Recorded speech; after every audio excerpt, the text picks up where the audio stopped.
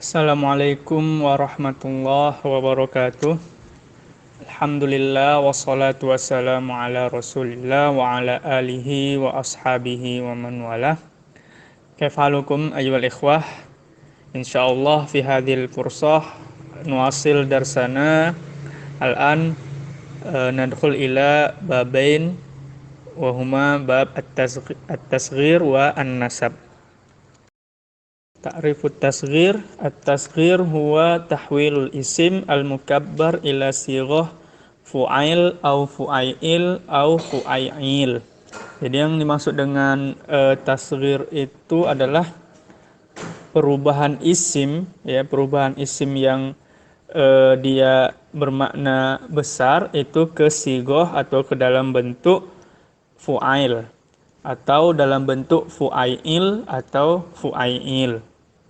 Jadi dia ada 3 sighah dalam isim tasghir. Contoh misalnya di sini qalbun. Ya, qalbun itu ketika kita ingin jadikan dia tasghir, kita katakan kulaib. Ya, kulaibun. Nah, adapun tujuan dari untuk tasghir itu adalah lidalalah ala sigharihi, lidalalah ala sigharihi au qillatihi au haqaratihi au azamihi wa ghairu dzalik. Jadi tasghir itu tujuannya karena dia misalnya ingin mengecilkan dia. Ya, misalnya kolbun itu kan kolbun hati. Ketika kita ingin mengatakan yang hati yang kecil atau jantung yang kecil, kulaib. Bisa juga menunjukkan sedikit. Misalnya ada suatu yang banyak kita tasghirkan untuk menunjukkan sedikitnya. Atau haqarah maksudnya apa? Derajatnya lebih rendah. Bisa juga tasghir itu fungsinya untuk sebagai pengagungan. Nah, contoh misalnya manzil, manzil ini besar, kita ingin buat rumah yang kecil, munaizil. Nah, bisa tanpa ditambahkan sogir, misalnya manzilun sogir, ketika kita rubah menjadi sigoh tasghir, udah menunjukkan dia kecil, munaizil. Artinya apa? Rumah yang kecil. Kuflun, itu kan gembok.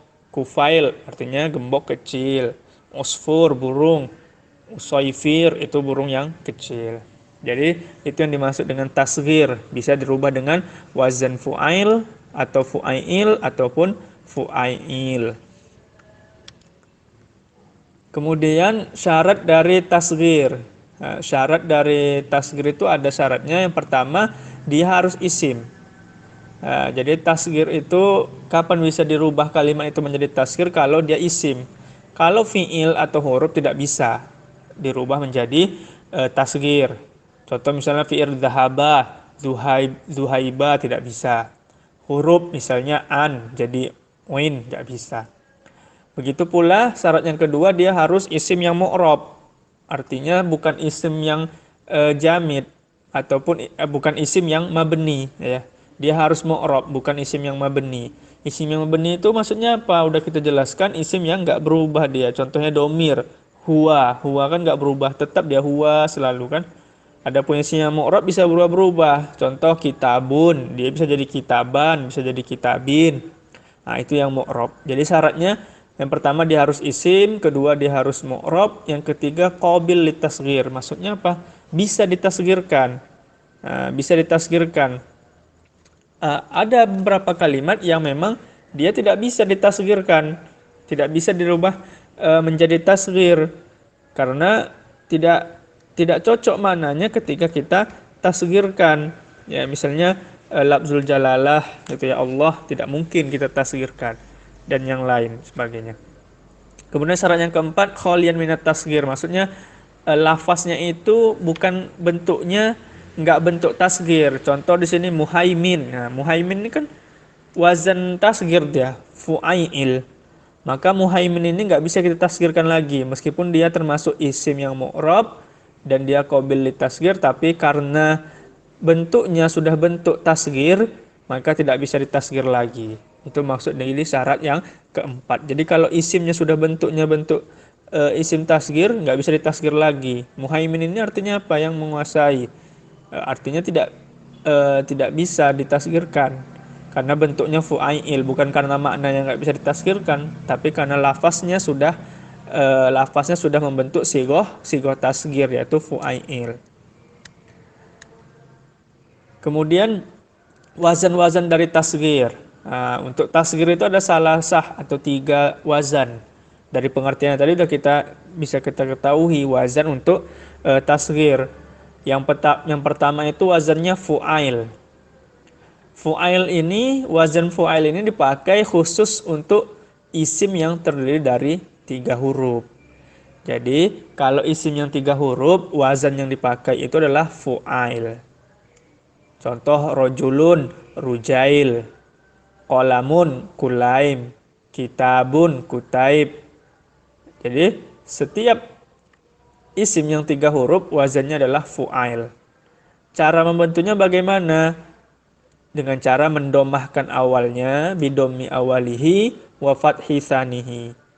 Mendomahkan, dibuat baris pertamanya domah, baris keduanya itu fathah, kemudian tambahkan ya setelah huruf yang kedua itu tambahkan ya sukun.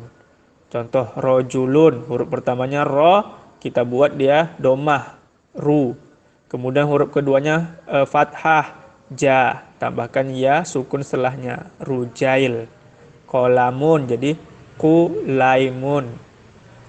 Seperti itu. Kemudian wazan yang kedua fu'ail. Fu'ail ini khusus untuk isim yang rubai. Ya, isim yang rubai artinya isim yang 4 huruf. Contohnya dirham, ini kan 4 huruf, maka wazannya fu'ail. Duraihim, ya, duraihim. Fu'ail, ain, fu'ail, duraihim. Ya, itu wazan untuk yang isim rubai. Cara membuatnya didomahkan huruf pertamanya, kemudian difathahkan huruf keduanya, kemudian tambahkan ya sukun setelah huruf kedua itu, kemudian dikasrohkan setelah ya. Dirhamun, huruf pertamanya dal, kita bariskan domah, du, gitu ya. Huruf keduanya ro, kita bariskan fathah, dura. Tambahkan ya setelahnya ria sukun, durai. Kemudian setelah ya sukun itu kita kasih baris bawah, duraihim. Ja'far, Ju'aifir. Ini khusus untuk yang rubai atau yang 4 huruf. Adapun yang lebih dari 4 huruf, yang lebih dari 4 huruf wazannya adalah fu'ail. Ada iya sebelum akhirnya. Contoh misbah, musoibih, kindil, kunaidil. Jadi kalau lebih dari 4 huruf maka wazannya adalah fu'ail. Seperti itu.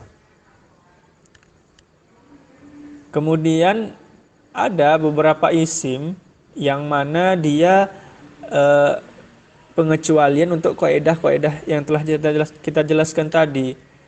Kita telah jelaskan tadi bahwa kalau yang lebih dari 3 huruf, ya lebih dari 3 huruf itu sebelum ya itu baris huruf sebelum ya itu kasroh. Tapi ada beberapa isim yang dikecualikan sebelum ya-nya itu berbaris fathah. Tadi kan contoh misalnya tadi misbah, musoibih. Contoh juga dirham, duraihim. Nah itu kan setelah ya-nya baris kasroh, duraihim. Hanya berbaris kasroh. Tadi juga misbah, musoibih. Itu kan sebelum ya-nya tadi itu juga berbaris kasroh. Ada isim-isim yang setelah ya-nya itu berbaris fathah. Ada 5 isim. Yang pertama kalau isim yang diakhiri dengan tak taknis. Kalau diakhiri dengan tak taknis, maka huruf setelah ya-nya itu berbaris fathah. Contoh syajarah menjadi sujairah. Kalau yang sebelumnya kan dirham, duraihim. Setelah ya-nya baris kasroh. Kalau ini tidak berbaris fathah dia, enggak kita bilang sujairih, sujairitun, tidak. Karena apa? Karena huruf akhirnya adalah ta taknis. Kemudian isim yang kedua kalau yang huruf akhirnya alif maksuroh, alif taknis maksuroh, contoh Salma. Maka ketika kita tasghirkan huruf setelah ya ini berbaris fathah, enggak kita bilang Sulaimi tapi Sulaima. Karena kan wazannya pada asalnya kan fu'ail. Fu'ail. Setelah hiyanya itu baris kasroh, itu asalnya. Namun untuk isim-isim yang 5 ini khusus. Setelah hiyanya itu barisnya fathah. Jadi seakan-akan wazannya fu'ai'al gitu ya. Yang pertama tadi isim yang diakhiri oleh ta'u ta'nis, yang kedua isim yang diakhiri oleh alif maksuroh. Isim yang ketiga yang diakhiri oleh alif mamdudah. Contoh sohro, maka kita bilang suhairo, baris fathah dia. Yang keempat isim yang huruf akhirnya alif dan nun zaidah. Artinya alif dan nunnya ini bukan huruf aslinya. Contoh adenan, maka kita bilang udainan. Tetap baris fathah dia. Kenapa? Karena huruf akhirnya adalah alif dan nun tambahan. Karena kan asalnya alif dan nun ini bukan huruf asli dari adenan. Yang kelima, kalau ada jamak yang wazannya af'al. Contoh atfal. Atfal ini kan jamak dari tiflun, wazannya af'al. Maka setelah hiyanya itu berbaris fathah. Nah, ini untuk beberapa isim yang dikecualikan wazannya enggak fu'ail, namun fu'ai'al. Seperti itu, isim-isim yang 5 ini. Kemudian kita masuki bab yang kedua, yaitu bab an-nasab. Adapun yang dimaksud dengan nasab adalah ilsaqu ya musyaddadah maksur ma qablaha bil ism lidalala ala nisbati syai'in ilaihi. Maksudnya adalah nasab itu adalah kita menempelkan atau menambahkan ya bertasdid dan sebelumnya itu berbaris kasroh. Yang mana nisbah ini tujuannya, nasab ini tujuannya adalah nisbah syai' ilaihi. Maksudnya kita ingin menisbatkan sesuatu itu kepada isim yang tadi, yang kita ingin nisbahkan tadi. Contoh Islam. Kita ingin menunjukkan yang islami, kita ingin menisbatkan, menyandarkan sesuatu kepada Islam, maka kita tambahkan ya bertasdid dan sebelumnya berbaris kasroh. Islami, sesuatu yang berbau Islam. Ya. Misr, kita ingin nisbahkan sesuatu ke Misr, ke negara Mesir, maka kita bilang Misri. Ya, sesuatu yang dinisbahkan ke Mesir, ditambahkan ya musyaddadah. Itu yang dimaksud dengan an-nasab. Nah, ketika kita merubah isim atau menisbatkan isim, membuat isim itu menjadi nasab, maka ada sesuatu yang dirubah. Yang pertama ta'u ta'nis dihapus dia. Ta'u ta'nis itu dihapus. Jadi kalau ada isim yang dia akhirnya ta'u ta'nis atau tamarbutoh, dihapus dia. Contoh Makkah, ketika kita ingin nisbahkan dia, kita bilang Makki. Enggak Makkati, tapi Makki. Tanya dihapus. Yang kedua, kalau huruf akhirnya isim maksur, alif maksuroh. Isim maksur, alif maksuroh. Kalau dia 3 huruf, alifnya itu dirubah jadi waw. Tapi kalau lebih dari 3 huruf, dihapus alifnya. Contoh fata. Ini kan huruf akhirnya alif maksur. 3 huruf, maka alifnya dirubah jadi waw. Jadinya fatawi. Tapi kalau lebih dari 3 huruf, contoh murtako. Ini kan lebih dari 3 huruf. Huruf akhirnya alif maksur, alif maksuroh. Maka dihapus alif maksurohnya, jadinya murtaki.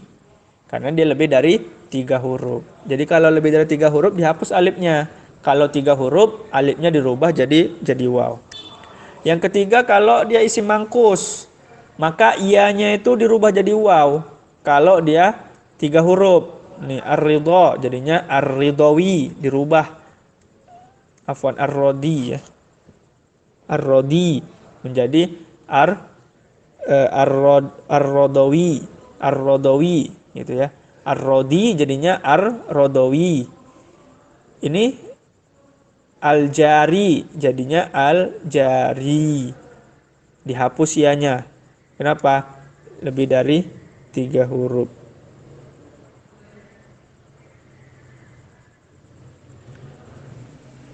Kemudian yang keempat, kalau isim mamdud, hamzahnya dirubah jadi waw. Kalau hamzahnya itu litaknis, contoh sohro, hamzahnya kan untuk taknis, dirubah jadi waw, sohrowi. Tapi kalau hamzahnya itu asliyah, tetap dia insya, jadinya insyai. Kalau hamzahnya merupakan perubahan dari asal, maka boleh dirubah jadi waw. Bina jadinya binai atau binawi. Yang kelima, kalau isimnya itu isim murakkab isnadi atau murakkab masji. Masji. Maka yang dinisbahkan itu kalimat pertamanya aja. Contoh jadal haqqu. Jadinya jadi. Ini tarkib isnadi. Tarkib isnadi itu maksudnya misalnya ada namanya itu terdiri dari mubtada khobar atau fiil fa'il. Contoh misalnya antum buat nama anak antum misalnya Zahaba Muhammadun. Itu kan Zahaba Muhammadun jadi nama tuh. Itu namanya murakkab isnadi. Jadi nama orang Zahaba Muhammadun. Contoh jadal haqqu tadi ini, jadal haqqu ini nama, bukan dalam jumlah fi'liyah itu. Nah, misalnya antum kasih nama anak antum Muhammadun Qaimun, gitu kan? Muhammadun Qaimun. Nah, itu namanya murakkab isnadi. Maka ketika kita nisbahkan kita bilang kalimat pertamanya aja ditambahin ya, Muhammadi. Jadal haqi jadi. Nah, itu namanya murakkab isnadi. Adapun murakkab masji itu ada dua kata yang antum gabungkan jadi nama orang, yang mana dua kata ini pada asalnya nggak berhubungan, dia bukan jumlah mubtada khobar ataupun fiil fa'il. Contoh misalnya Muhammad, kemudian ada Yusuf, maka antum gabungkan, antum kasih nama anak antum Muhammad Yusuf, itu namanya murakkab masji. Itu juga ketika dinisbahkan kalimat pertamanya yang tambahin ya, Muhammadi gitu. Kemudian terakhir kalau murakkab idofi itu maksudnya ya mudhof ilaih. Jadi kalau antum namakan anak antum Babul Fasli misalnya. Babul Fasli itu kan asalnya mudhof ilaih. Tapi antum jadikan dia nama orang, nama anak antum misalnya Babul Fasli. Maka yang dinisbahkan itu kalimat yang pertamanya. Tapi kalau takut iltibas, maka kita nasabkan menjadi ke kalimat keduanya. Contoh Abu Sufyan jadinya Sufyani. Abdullah kalimat pertamanya Abdi. Gitu ya. Mungkin sampai di sini pelajaran kita kali ini, semoga bisa dipahami. Lebih dan kurangnya saya mohon maaf. Jazakumullah khairan, subhanakallah bihamdik, asyhadu an la ilaha illa anta, astaghfiruka wa atubu ilaik. Assalamualaikum warahmatullahi wabarakatuh.